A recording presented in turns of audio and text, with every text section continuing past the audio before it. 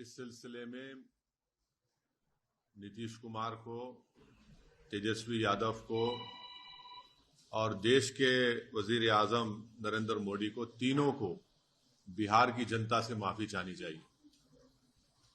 और तीनों पार्टीज ने मिलकर बिहार की जनता को जो बातें की हैं और जो वादे किए थे और अपनी पॉलिटिकल आइडियोलॉजी की बात की थी, उन सब तीनों ने मिलकर बिहार की जनता को एक बहुत बड़ा धोखा दिया है।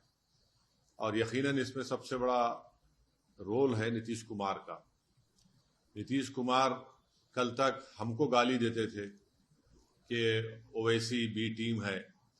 अब नीतीश कुमार को शर्म नहीं आती उसी जगह पर जाकर बैठने के लिए जहां पर हम पर इल्जाम लगाते थे। और नीतीश कुमार ने पॉलिटिकल अपॉर्चुनिज्म कहना तो अंडरस्टेटमेंट होगा, उन्होंने हर चीज का रिकॉर्ड तोड़ दिया है और कोई उनकी बात का न एतबार है न भरोसा है। मैं शुरू से कह रहा था कि नीतीश कुमार फिर से बीजेपी में जाएंगे, मगर लोग हमारी बात पे यकीन नहीं कर रहे थे। अब हम तेजस्वी यादव से पूछना चाह रहे हैं कि बताओ कैसा लग रहा है आपको? अभी आपने हमारे 4 एमएलए को तोड़ा था, अब आपको कुछ दर्द हो रहा है सीने में? तकलीफ हो रही है आपको अपने भेजे में? अब आपको मालूम हो रहा है कि जो खेल आप हमसे खेले थे वही खेल आपसे हो गया। और तेजस्वी यादव और उनकी पार्टी धोखा दी है। 2 मर्तबा नीतीश कुमार को उन्होंने मुख्यमंत्री बनाया। बताइए अब क्या हासिल हुआ? आपने बीजेपी को आपने सत्ता दे दी। नीतीश कुमार तो सिर्फ अभी तो नाम के मुख्यमंत्री रहेंगे, हुकूमत चलेगी बिहार में आरएसएस की, नरेंद्र मोदी की। हम तो यही चीज को रोकना चाह रहे थे। एमआईएम पार्टी इसी को रोक रही थी।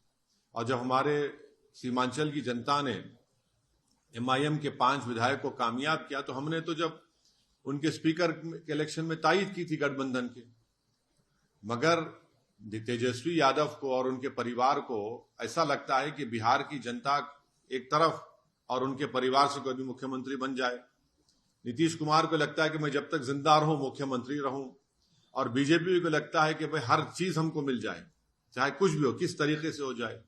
देश के प्रधानमंत्री का भाषण मुझे याद आ रहा है जब नीतीश कुमार ने वो ऑब्जेक्शनेबल बातें कही थी महिलाओं के बारे में।